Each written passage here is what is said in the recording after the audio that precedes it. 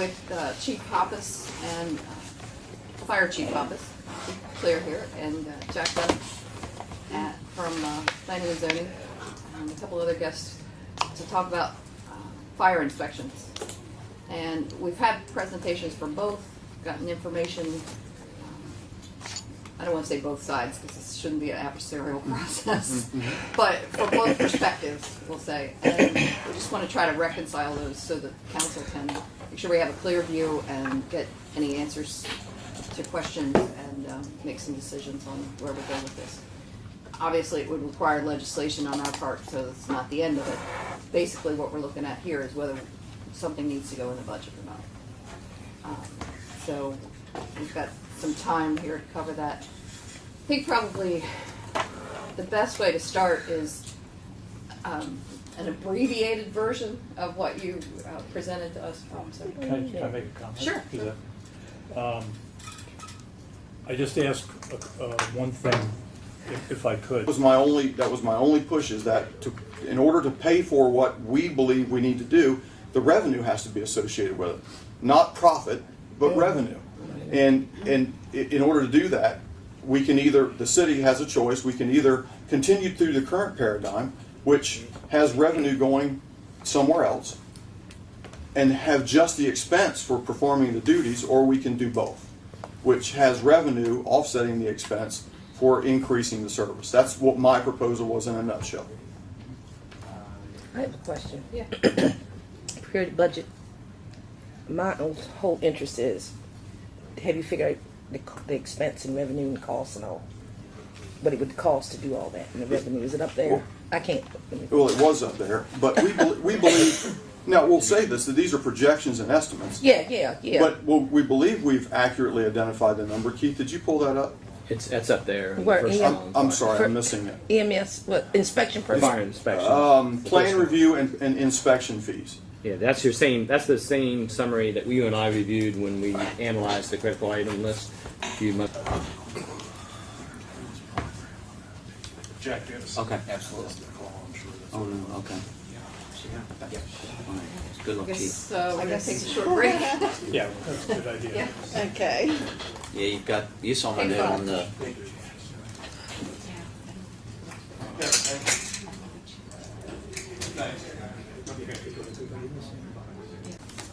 All right, we're good. Okay, good morning, and thank you for joining us, Personnel Committee for the Fire Department. And we look forward to hearing from you every year. And thank you for joining us. Back again. Go.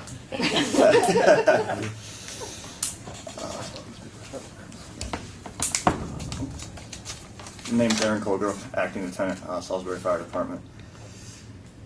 Once again, I'm here to represent the Salisbury Career Firefighters Association to discuss what was proposed through the mayor's budget, and obviously importances that we feel that need to be in place or fluctuated a little bit. Actually, go ahead and introduce yourself. Ron Wismer, Acting Lieutenant, Salisbury Fire Department, and I'm the Vice President of the Salisbury Career Firefighters Association. So I guess most importantly, this is for me no surprise to anybody.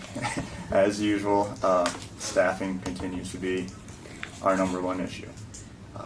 Everybody's aware that we had, the SAFER grant. When that expired, we were able to add 4 personnel on permanently, which was wonderful. That took our fire apparatus from the minimum staffing that was below minimum staffing. It was at 3 up to where we're able to staff 4, which is where we're currently at. The only issue is with the ongoing salaries, benefits, and the personnel. So yes, it's not equal, but at the same time, our EMS billing or our EMS volume is continually to increase year after year after year, and that's just the average number of what other agencies coming in covers on a regular basis. What was the additional staff number? 6 personnel. No, but the Dollar amount? Dollar amount. About $430,000. 30,000? I got it. 435,553. It's that second peak demand total. Do we have any projections of what the increase is, the national average? That's one of our concerns, especially going forward as we get further and further, a couple years out. We're going to have bigger disparity in population. What else is in here? And if you look, it's probably that line graph is probably one of the most. Right. That shows. I'm sorry, I should have had a copy for everybody. Yeah, that's Got we got it. If you look, hang on to it. Yeah, the page, what is it? Page 8, it shows, across the bottom it shows your time of day between, midnight and 2300, from midnight to midnight. And you can see above that 450 line, Take your rest. between roughly 8 to 9 o'clock in the morning to around that 5 to 6 o'clock at night, all those calls above that 450 line are pretty much what it amounts to where you need a fourth run ambulance in service. Thank you. I'm sorry, could you say that? Okay, yeah. The 3 units that we have currently staffed 24 hours a day, 7 days a week, roughly can handle the call volume, depending on when the call comes in, if you do an average across the board, up to where it shows the 450.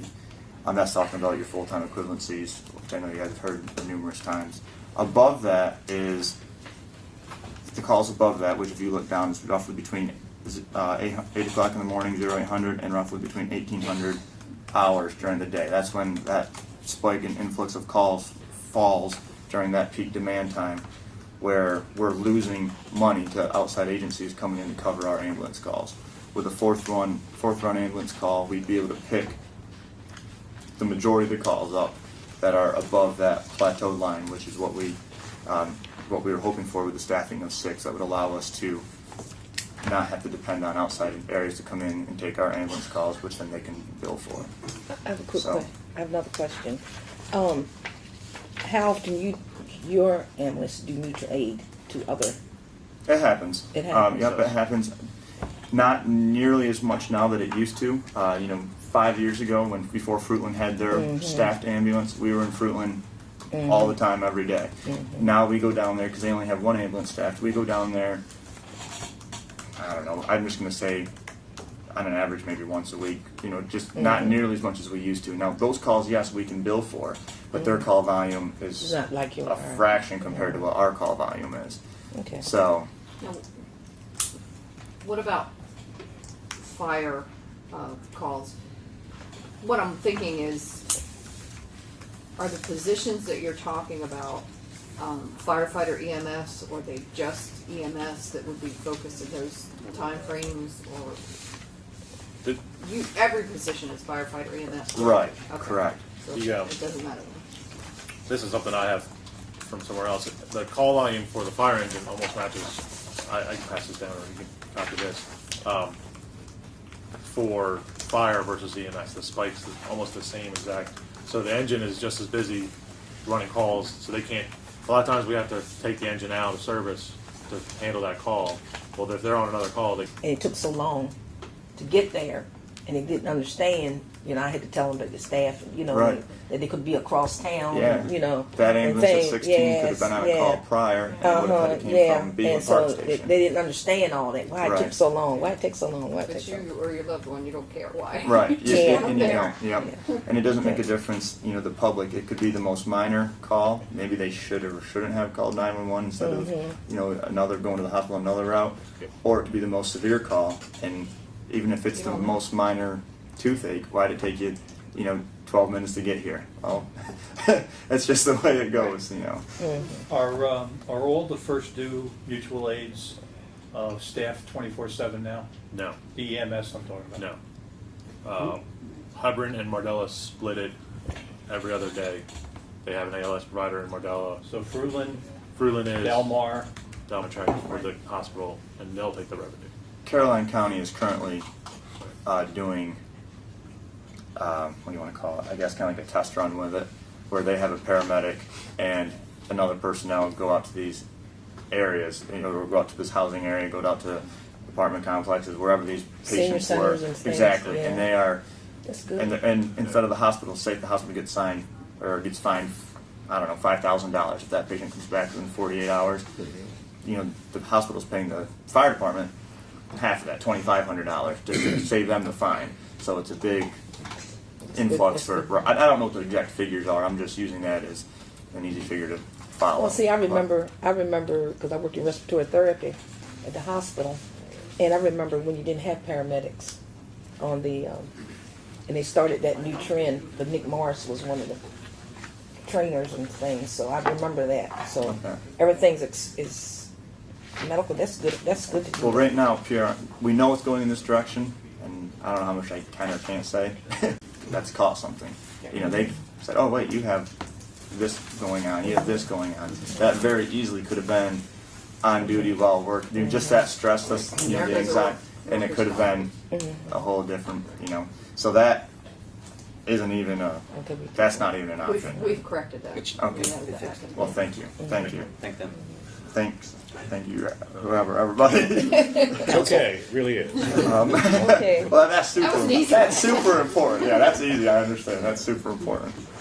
I guess the 2% raise that the mayor currently has in the budget for the step increase. I mean, that's great. That's wonderful. I'm happy to see that. However, we would also like to see a 2% for a COLA. I mean, it's been years since we've gotten any type of a COLA whatsoever, any type of cost of living raise. I think it was a few years ago when they split the 1 and 1. They said one's a half of a step, the other one's a half of a COLA. I mean, that's okay. COLA this year is actually zero. Right, exactly. Almost negative. Right. Last year it was negative. So, and I think that we tried to address a lot of that in making those adjustments after the salary study, And I understand that. I mean, we're obviously but reintroducing behind. that so that we're Right. I mean, we're behind in the pay. You know, we're supposed to get 2% every year. We haven't gotten 2% every year, obviously. You know, because I understand the financial hardship back in 2010, 12, whatever that was. You know, that whole time frame. But I mean, yeah. I mean, the 2% is great as far as a step, which we're supposed to get the 2% steps every year. The 2% for a COLA just to help with the offset of what we haven't received. And the previous to even the pay study, just would be beneficial. I mean, it's a big thing as well for the morale and for the all departments across the board. Okay. Then we had Big one. training. Training, right? The mayor reduced it, training and education by $8,000. 4,000 for training, 4,000 for travel, Or no, it was 4,000 education for the training. travel training. That's a big thing for the fire department, especially. I mean, we need our guys need training to go out and learn new skills, and especially education. It's become a job major. Yeah, renovation. Yeah. Property owner, obviously, that would go over. well, we're running a bit behind. Okay. I do appreciate you coming in. Yeah, thank you. I know I mention this all the time, every time I meet with you guys in here and in the council chambers, but I would love to deal and the possibility of a community development corporation to purchase abandoned properties that are degrading our neighborhood safety and property values. With NSCC having such an essential and central role in the revitalization of our neighborhoods, we believe that there are incentive programs that, if created, would improve departmental morale and in turn allow us to increase the levels of enforcement across all sectors. But currently it would be a quarter day a month is how it increases now. So if we would go up a quarter day per month at 25 and then a quarter day per month at 30. And also, as I'm getting longer in my employment, I realize that when I am eligible for retirement, currently the city pays about 40% of my health insurance, and we would like to see if that could be increased to help employees be able to afford retirement. If it could increase to 60%, whatever, 50%. Yeah, because the older you get, the more health problems you tend to have. So it's Really? Yeah. Getting that issue yet. Really good. Yeah. I mean, as soon as I hit 30, it was like, wow, it's getting expensive. All that catches up to you. Yeah. And I have spoken with a couple other municipalities on what they offer. Ocean City pays 80% at retirement, and Comico County is the same as a working employee, so it's 100%. So, Well, the state don't do that. Not for long. right. The state don't do that. I know my that's husband current. retired from the state and he pays. Yeah. Or we pay, I pay them. Another idea we had was a shoe allowance inspection, a residential inspection that focus, more finely on those two types, and anything that we can do to, have more certification makes our department look good as a whole, makes the city look good. Are you, were the training, which I don't have the, I didn't look at it, but the training, was it cut? No. It wasn't cut? Okay. No, in fact, it remained level, and as of the printing of our, It's a very worthwhile organization. CZOA, or the Code Enforcement and Zoning Officials Association, is a department of the Maryland Municipal League. Through that alliance with the state association, they have gotten approval from ACE, which is the American Association of Code Enforcement, and every time they meet, typically, which is quarterly, their training events are sanctioned by ACE and ultimately get them credits toward maintaining their certifications that they need to be certified housing and property maintenance inspectors. So they do a lot with very little money. But I remember when I was there, we were receiving all their certifications. But just like they mentioned earlier, if Mr. Rain wanted to go beyond the required housing and property maintenance inspector and become a certified residential building inspector, which makes him a more credible witness on the stand when he's testifying in district court. Yes. He's looking at probably $300 just to get that certification. So he's above and beyond his $213 just trying to acquire one certification. That doesn't allow him to go to CZOA 4 times a year, and that only costs $25. I mean, they're getting that at a pittance, so they're doing the best they can with what they have. But I may be a bit partial, so I'm going to stop. Well, I'm just saying that all that'd I'm be looking at. $2,700 for 9 people, $300 apiece. So it would be a $1,000 increase in that fund. I'm saying we're increasing their responsibility more and more each year, which I think is unfair. But who am I? I would like to just, Like, you get the book, that's book learning, but do you also go out and whatever you're learning, put what you learn into practice before you take the exam? some of it, yeah. Okay. Yeah, definitely. It's about